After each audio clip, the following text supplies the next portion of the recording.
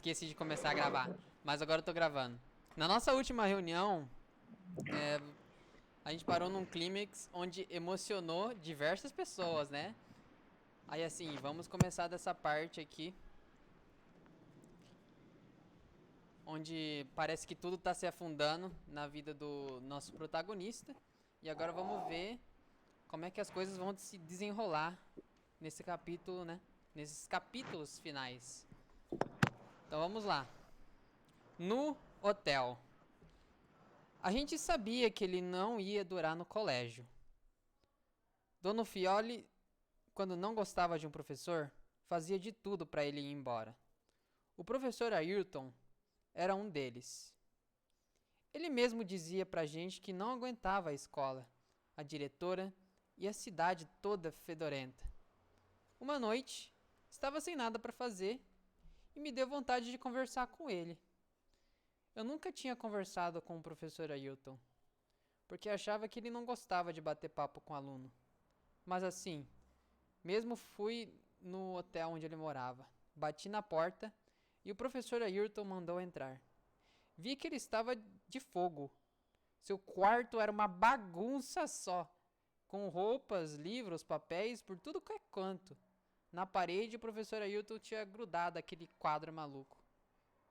Pegue um copo e sente-se, ele disse.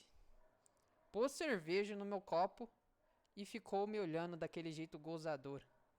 Que droga, o que eu tinha que conversar com ele? Então eu disse: O senhor vai mesmo embora? Acho que já não está na hora, não é? O senhor não gosta da nossa escola? Nem um pouco. Para falar a verdade, acho que não gosto de escola nenhuma. Deu vontade de perguntar por que ele continuava dando aula. O professor Ayrton parece que adivinhou o que eu estava pensando e disse: Nessa vida, a gente não escolhe, é escolhido. Você sonha, sonha e quando acorda está fazendo o que nunca quis.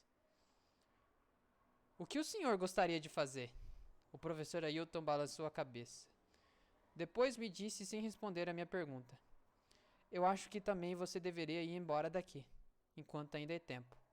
Me serviu mais cerveja, então eu perguntei: Como é que a gente sabe o que quer fazer? Acho que eu não sou a pessoa mais indicada para lhe dizer. Eu gostava do professor Ayrton porque ele não era diferente das outras pessoas. Não via com lição de moral. Como a dona Violeta, a orientadora pedagógica, para ela tudo era fácil.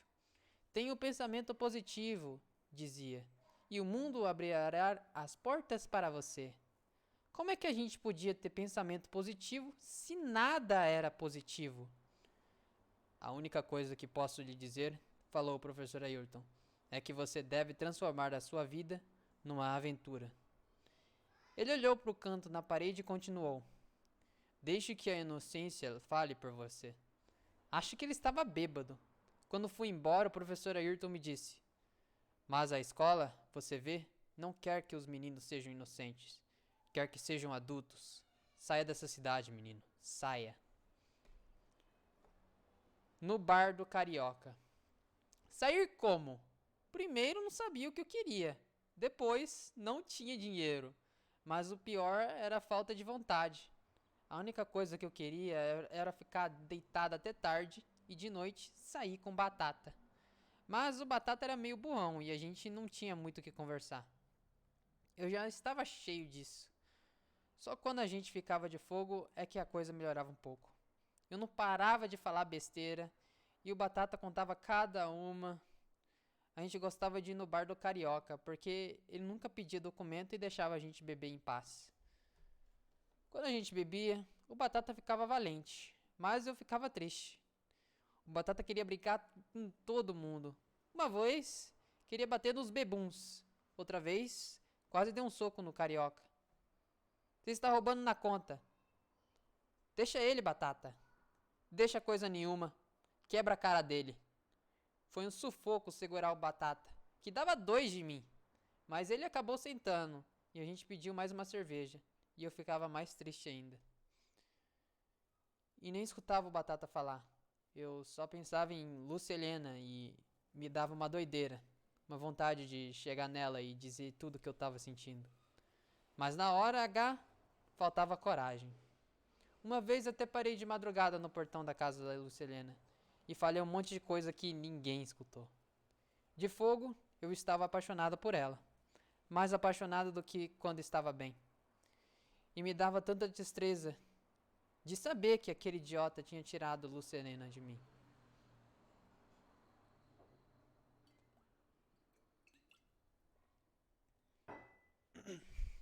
Bobeira. Uma vez, o Batata e eu enchemos a cara e eu disse que a gente podia ir até a caixa da água olhar a cidade. Nem sei como subimos a escada. Quando vi, a gente já estava lá em cima, no maior fogo. Sentamos na laje, ventava pra burro e a gente nem sabia se podia ficar de pé. Olha o que eu trouxe, disse o Batata. Comecei a rir que nem doido. Não é que o Batata tinha roubado uma garrafa de pinga do Carioca? Tomei um gole e fiquei meio alegrão. Começamos então a falar bobeira. O Batata me contou umas histórias que não entendi nada. Mas eu ria que dava dó. Aí eu disse: já chegou na beirada? Que beirada? Da laje, seu. Foi a vez do Batata rir que nem doido. Eu levantei e fui andando. Parei de repente e a cidade estava lá embaixo. Ventava forte. O meu corpo balançava para frente e para trás. Tinha perdido todo o medo. Parecia que eu voava sobre as casas, sobre as ruas. Voltei onde estava a Batata. Falamos tanta coisa que eu nem lembro mais. Quando a pinga acabou, a gente desceu. Nem sei como eu cheguei em casa. Minha cabeça doía pra burro. Mas, no outro dia, eu estava pronto para outra. Rolo. E a gente não passava uma noite sem ir no bar do Carioca. Beber e falar bobagem era o único jeito que eu tinha de esquecer a doideira que era a minha vida. Mas um dia deu um rolo danado. A gente ficava bebendo no fundão, depois das mesas de snooker. Uma noite, o Carioca, com uma cara de susto, veio correndo lá da frente. Se mandem, que o delegado está aí! Era o Dr. Godofredo, que vinha com 2 guardas. A gente se levantou e saiu correndo. Pelos fundos, disse o Carioca. Abrimos a porta e começamos a pular o muro. Quando a gente desceu do outro lado, adivinha o que aconteceu? Tinha mais 2 guardas esperando. Nem tentei correr, primeiro porque eu estava baqueado, segundo porque eles sabiam quem eu era. Entramos numa fria, foi o que o Batata disse.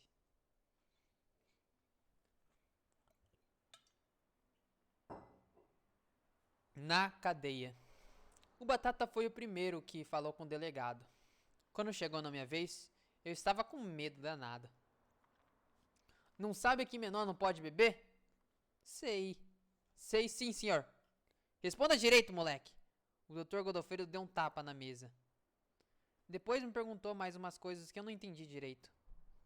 Acho que eu estava mesmo de fogo, porque ele não perguntou mais nada. Chamou um soldado e me mandou para outra sala. Pensei que fossem me trancar numa cela, mas o guarda não fez isso. Falou para eu sentar numa cadeira e saiu sem trancar a porta. Se eu quisesse fugir, seria a coisa mais fácil do mundo. Mas quem disse que eu tinha coragem? Fiquei ali um tempão. Estava cansado e com fome. De vez em quando, escutava alguém gritando ou falando palavrões. Fui ficando com medo até que, mesmo sentado naquela cadeira dura, caí no sono. Só acordei quando alguém me sacudiu. Era o guarda. O Dr. Godofredo quer falar com você. Quando entrei na sala do delegado, senti a maior vergonha do mundo. Papai e seu Nestor estavam conversando com ele. Isso não se repetirá, doutor. Papai acabava de falar. Que não se repita mesmo, seu tônico. Seu menino estava bêbado como um gambá. Foram as más companhias, Dr. Godofredo. Boto pôs a mão no fogo por ele, disse seu Nestor. O delegado olhou para mim e falou: solto em consideração a seu pai, que é um homem honrado de bem. Mas não quero nem vê-lo perto daquele bar. Está entendido? Fiz que sim com a cabeça. Era o máximo que eu podia fazer. Mas juro que preferia ficar trancado na cadeia do que ter o papai pela frente. Remorso. Seu Nestor levou a gente para a casa de carro. Era quase meia-noite e eu não aguentava mais ficar de pé. Sabia que o papai ia dar a maior branca, mas não era isso o que me chateava. O que me chateava era saber que dessa vez tinha machucado o velho pra valer, só vendo a cara dele. Quando entramos, sentei numa cadeira, esperando que ele começasse a falar. Em vez disso, papai foi na cozinha e voltou com um copo de leite, pão e manteiga. Você deve estar com fome, ele disse.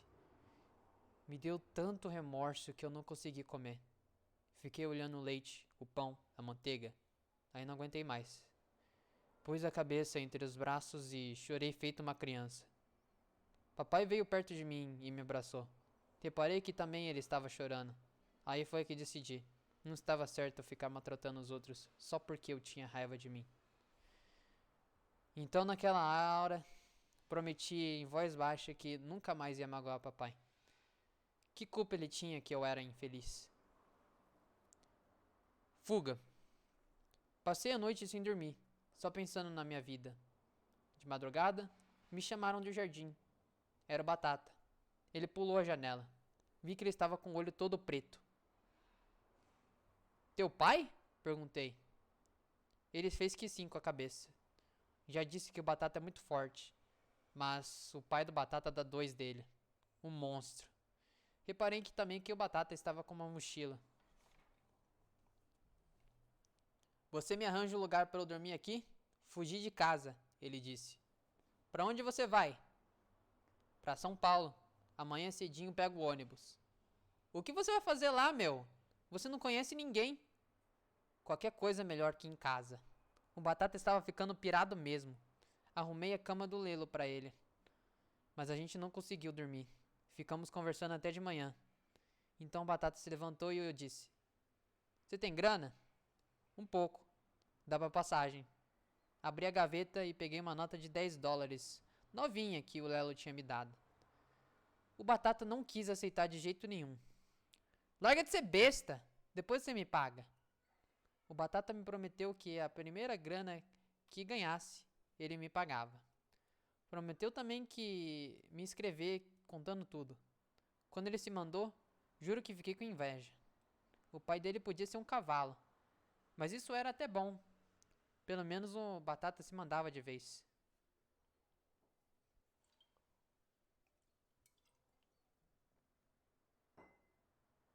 A decisão. Mais essa. Agora era o Batata que se ia. E eu não tinha mais ninguém para conversar. Precisava tomar coragem e me mandar também de Americana. Mas a verdade é que eu estava com um medo danado. Eu não conhecia São Paulo e ficava pensando naquela cidade grande e eu sozinho lá. Até que um dia resolvi conversar com o papai. Sem pensar muito, disse que queria ir embora. O que falta você aqui? Pelo menos tem casa e comida? Eu não sabia como responder. Papai era o cara mais legal do mundo, mas eu não estava sentindo falta de alguma coisa. O que era, não sabia. E depois, disse o papai, você nem terminou o colegial. Forme-se primeiro e em seguida você vai. Quero ir para São Paulo agora, papai. Tinha que ser assim. Não podia ficar a vida inteira dependendo do velho. Precisava fazer que nem o Batata, meter as caras. Acho que papai não gostou da ideia. Tanto que ele balançou a cabeça e disse desanimado: Você que sabe. Carta do Batata. Eu estava assim naquele chuve. Não molha quando recebi uma carta do Batata. Fazia mais de um mês que ele tinha ido para São Paulo. Ele contava que o que ele tinha passado não era mole, que a grana foi acabando e quase expulsaram ele da pensão. Mas, um dia, o Batata estava comendo num bar perto do centro, quando uns caras quiseram bater num velho. O velho era forte, mas os caras eram dois. O Batata então se meteu na briga. Eu queria estar lá pra ver. Já pensou o Batata daquele tamanhão dando soco pra tudo coetelado? Só sei que o velho ficou muito agradecido e deu um cartão pro Batata. Era o endereço de uma academia de ginástica. E o Batata foi contratado como auxiliar do velho. A carta terminava assim: Saí do sufoco, Beto. O velho é legal e o trabalho não enche. Melhor do que ficar atrás do balcão o dia inteiro. Durmo na academia mesmo e como no boteco aqui perto. Se você vier para São Paulo, te arranjo uma cama. Pode ficar quanto tempo quiser aqui na academia. Já falei com o seu Nélio. Ele disse que tudo bem. Ah, e esquecendo, mandei uma ordem de pagamento pelo correio. Muito obrigado. Se não fosse sua grana, aí que eu morria de fome. Carta de recomendação. Fiquei contente pra burro com a carta do Batata. Agora eu tinha um lugar para dormir e tinha grana também. Mas antes, precisava arranjar emprego. Fui conversar com o seu Nestor, que sabia das coisas. Já falou disso com seu pai? Falei. E o que ele disse? Que era melhor eu ficar por aqui, que pelo menos eu tenho casa e comida. Seu Nestor pensou um pouco e disse: Você está certo, é melhor que se vá. Precisa ter sua própria vida. Era o que eu tinha falado pro papai. Quanto ao emprego, de que tipo você quer? Um que eu possa estudar. Quero terminar o colegial. Então você deve arranjar um emprego de meio período. Num banco, por exemplo. Tenho um amigo que é gerente numa agência do centro.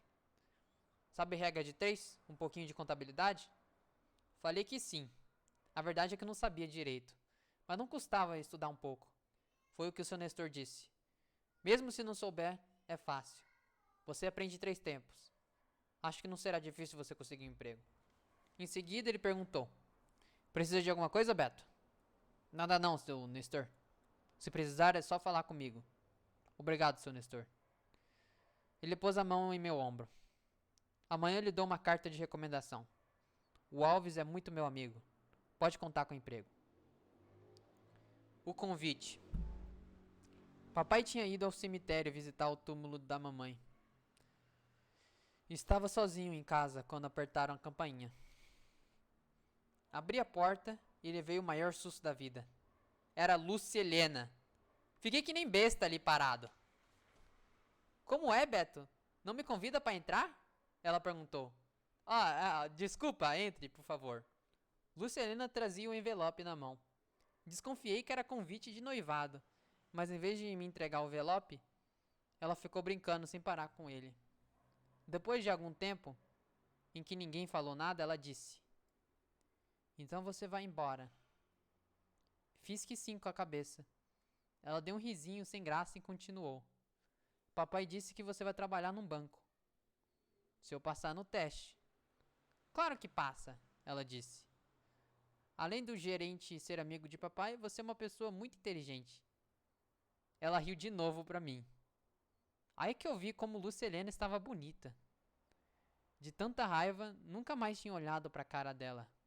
Parecia mais alta, tinha deixado o cabelo crescer e usava o vestido amarelo que eu tanto gostava. Fiquei olhando pra ela um tempão, até que ela reparou. Ficou vermelha e nós dois abaixamos a cabeça. Então continuou a brincar com o convite. Quando você vai embora? Ela perguntou depois de algum tempo. Sábado, no trem das 9. De trem? É mais barato. Eu estava começando a ficar triste. Por que ela tinha que vir em casa? Só pra ele lembrar que ia ficar noiva daquele besta? Justo agora que eu já estava esquecendo tudo? Droga! Que raiva me deu então. Lúcia Helena ameaçou levantar e disse: Bom, e riu sem graça de novo. Não parava de brincar com o envelope, que já estava toda amassada. Lúcia Helena levantou de vez. Vou andando. Não falei nada. Afinal, o que eu podia falar? Então, boa sorte pra você. A gente foi andando em direção à porta. Na hora de despedir, me deu vontade de falar umas coisas. Tudo aquilo que sentia vontade de verdade. Mas as palavras não saíram. Bobagem, não tinha mais jeito. Eu tinha estragado tudo mesmo. Lúcia Helena ficou olhando pra mim com um olhar muito triste. E não se despedia nem ia embora. De repente, pra minha surpresa, ela começou a rasgar o convite. Terminando de rasgar, ela jogou os pedaços na minha cara e disse quase chorando: Seu nojento! E sem que eu pudesse dizer nada, saiu correndo pra rua. Despedida. As aulas tinham acabado e todo mundo só falava em formatura. E na festa de noivado, que seu Nestor ia dar pra Lúcia Helena, eu já estava com tudo arrumado e não via a hora de ir para São Paulo. Fui na casa do Paulo, do Sussigan e do César para me despedir. Fora eles, não tinha mais ninguém. Estava me esquecendo. Também tinha a Dona Elisa, que era legal a beça. Foi a empregada que atendeu e mandou eu entrar. Fiquei na sala com o filho dela, o Claudinho. Uma coisa, o garoto. Não parava quieto. Ficava mexendo em tudo. Até que ele puxou a toalha e derrubou um vaso no chão. Dona Elisa veio correndo lá de dentro. Oi, Beto, ela disse, pôs as mãos na cintura e virou para o Claudinho. O que você tá aprontando aí, menino? Não tem juízo? E agora ela dá nele, pensei. O Claudinho começou a chorar com a Branca. Dona Elisa ficou com dó e pegou ele no colo. Não foi nada. Depois a gente arranja outro vaso. O Claudinho ficou quieto. E Dona Elisa perguntou pra mim. Como vão as coisas, Beto? Disse pra ela que ia embora. Como embora? E a escola? Você precisa terminar o colegial. Termino em São Paulo, Dona Elisa. Se você promete não parar de estudar, está bem. Aí eu fiquei quieto. E Dona Elisa também. Eu tinha uma coisa pra falar pra ela, mas não sabia como. Então falei em si mesmo. Sabe, Dona Elisa, aquilo que a senhora me disse? Que eu disse? A senhora disse que...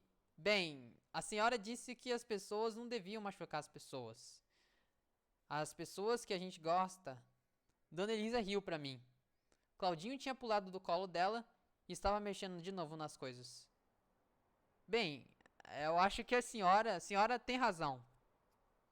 O Claudinho estava puxando outra toalha e estava vendo que ele ia quebrar mais um vaso. E a Dona Elisa está nem aí, só prestando atenção no que eu estava falando. Tomei coragem e disse uma coisa que devia ter falado há muito tempo.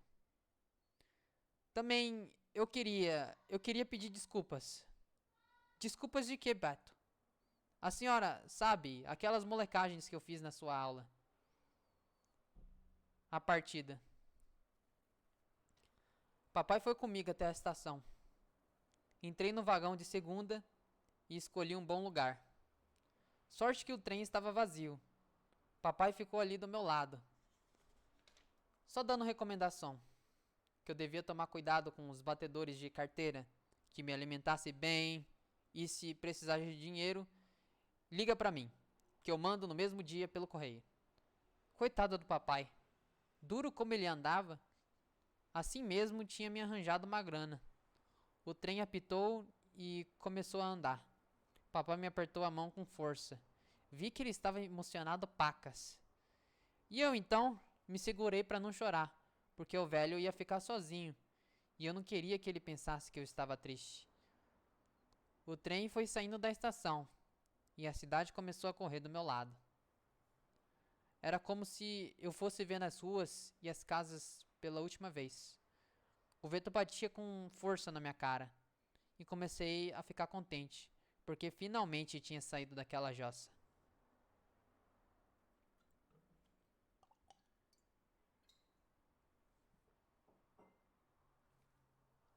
Em viagem. Estava pensando nessas coisas e quando alguém pôs a mão no meu ombro e disse: Oi, Beto. Levei um baita de um susto. Era a Lúcia Helena, que estava junto com seu Nestor. Então você tinha razão, disse ele para a Lúcia Helena. Como devia estar com cara de tacho, seu Nestor me explicou. A Lúcia Helena jurou para mim que tinha visto você. Não sei como, porque quando a gente chegou na estação, o trem já estava saindo. Eu nem sabia o que falar. Fiquei ali que nem bobo olhando para os dois. Seu Nestor disse. Então, até que foi bom. Assim ela tem companhia. Eu, por mim, preferia viajar de carro, mas a Lucelena quis porque quis vir de trem. Lucelena ficou avermelhada que nem um pimentão. Eu é que não entendia mais nada. Seu Nestor falou de novo. Bem, acho que vocês preferem ficar juntos, não é? Vou procurar um lugar para mim na primeira classe. Em São Paulo, encontro com vocês. O que a Lucelena estava fazendo no trem? Então ela perguntou. Não me convida para sentar? Mas que depressa me levantei, pus as malas no bagaceiro e dei o lugar para ela. Lucelena sentou e a gente ficou sem falar, enquanto o trem cada vez mais se distanciava da cidade. Um sorriso. Mas o que Lucelena estava fazendo no trem? Foi o que eu perguntei. O que você vai fazer em São Paulo? Vou ficar uns tempos na casa da tia Olivia.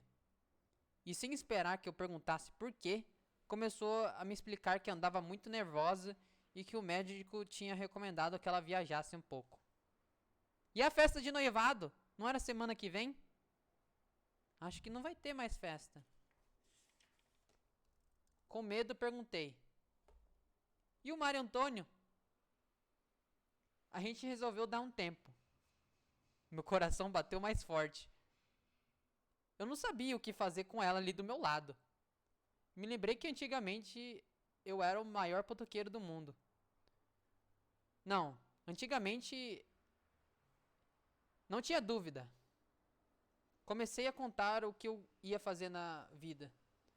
Nem sei se ia fazer isso tudo mesmo, mas fui falando tudo o que vinha na cabeça. E Lúcia e Helena só olhando para mim. De vez em quando ela ria. Vi que ela estava contente comigo. Que ela parecia feliz de estar naquele trem. O sol entrava pela janela e o cabelo de Lúcia Helena brilhava que nem ouro. A pele do rosto dela era tão macia que dava vontade de beijar. Linda de morrer. Uma coisa. Aí me deu uma vontade doida de pegar na mão dela. Mas eu não tinha coragem. E falava, só contando papo. Beto, larga de ser trouxa, disse pra mim mesmo.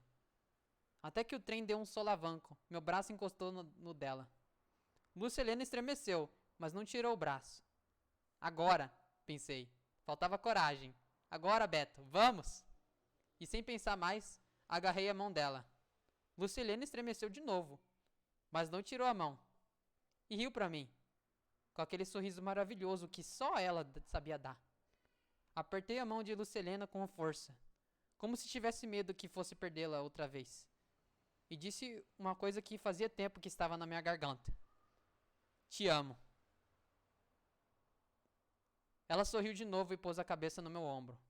Então, meu coração bateu acelerado e me senti o homem mais feliz do mundo. E agora temos uma imagem do autor do livro que simboliza esse momento.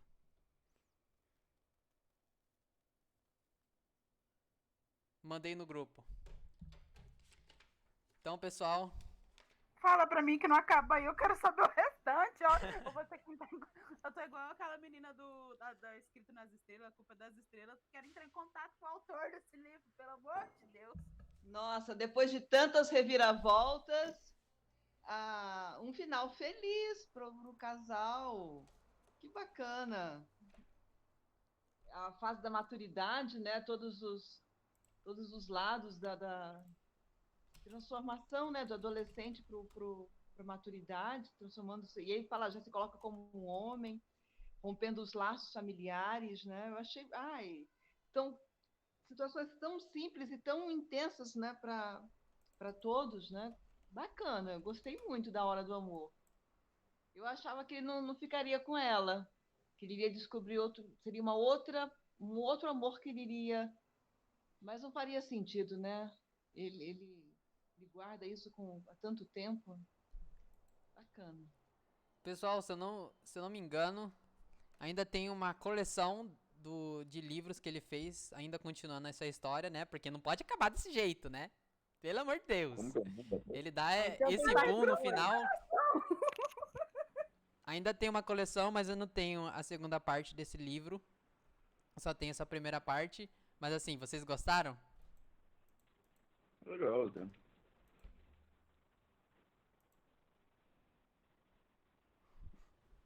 Professora, a senhora tá muito. Mas o microfone tá fechado. Nossa, eu teclei tantas coisas aqui, agora eu tô me vendo, meu Deus do céu, peraí, tá confuso isso aqui. Eu adorei. Você gostou, professora? Voltou de novo. Muito, muito, muito, gostei muito. Meu celular tá travando toda hora e aí eu não consigo. A tecla demora para obedecer o comando.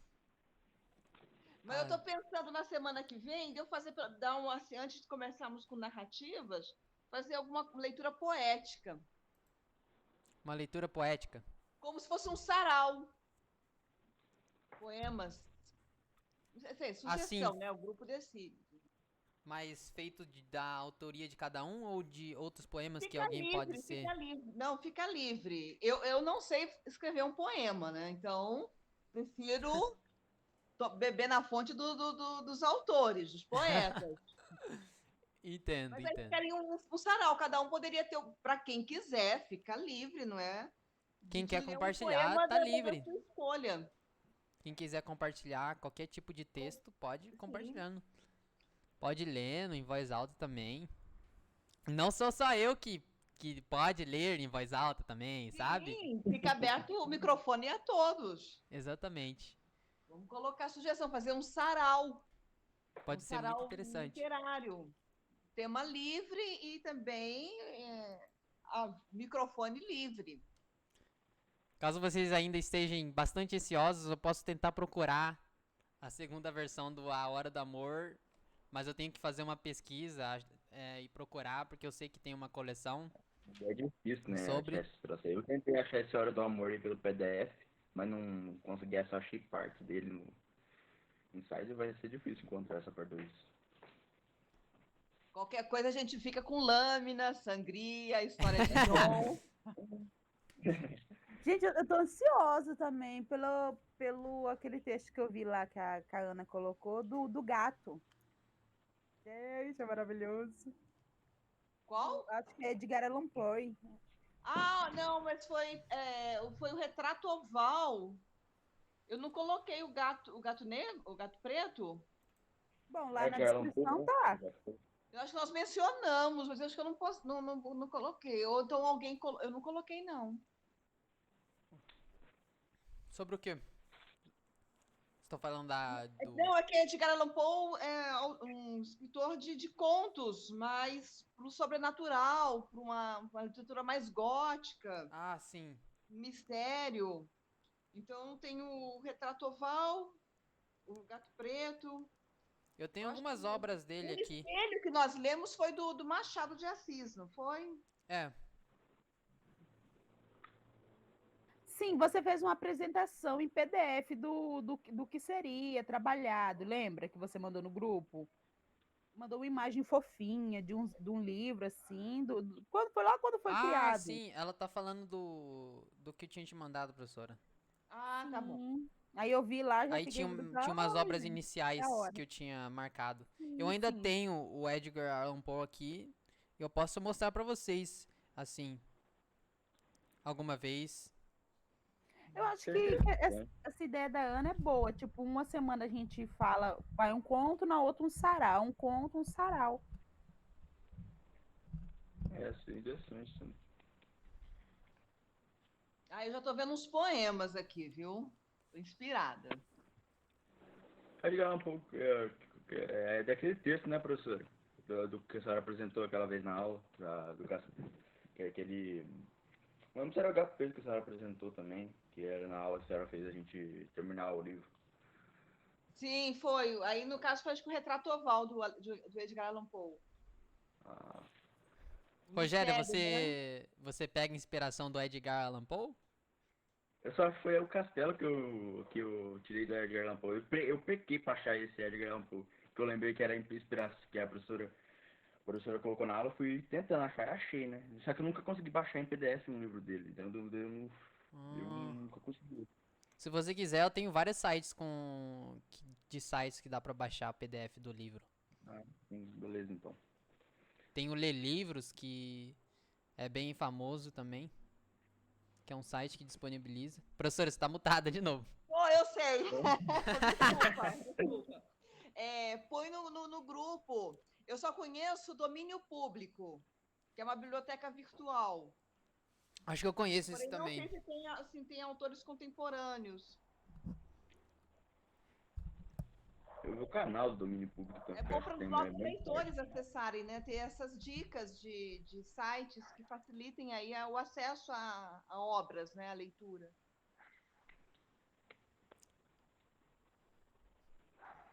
Eu vou fazer uma pesquisa completa sobre os que eu conheço e eu posso mandar no grupo interessante caso seria seja necessário. Uma Não, interessante também, não sim. sei se você já leu. Gente, eu tenho que dar comida pro meu doguinho aqui que está em dócil. Segunda-feira marcamos nosso horário para um sarau literário de poemas. Sim, por mim, tranquilo. Confirmado, confirmado. Com João, deixa eu certeza. só fazer uma observação. Eu amei a parte do seu nojento. É, Ai, eu tive que atuar, né? Conforme. Exato! A entonação é ótima. Eu vejo você, eu não vejo o personagem, eu vejo você falando. Eu? É.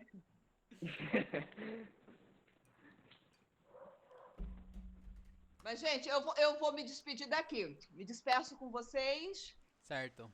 Aliviada que deu tudo certo na história. Temos um final feliz. É. E segunda-feira, logo, logo, né? Nosso próximo encontro às 17 com um sarau literário. Vou estar brindando Perfeito. aqui, tá? Lembra aquele poema, professor, que eu tinha avisado pro Sara, que eu ia tentar lá? Vou tentar terminar até lá, se eu tô pecando pra terminar. Isso! Boa, Rogério. Convida a Nicole, hein, João? Tô sentindo a ausência dela. Certo. Beijos, obrigada pela leitura deliciosa. Te encontro depois. Deal! Ok, valeu. Bye, bye. Bye, bye. Valeu, gente. Bye, Até bye. segunda-feira. Até. Até segunda.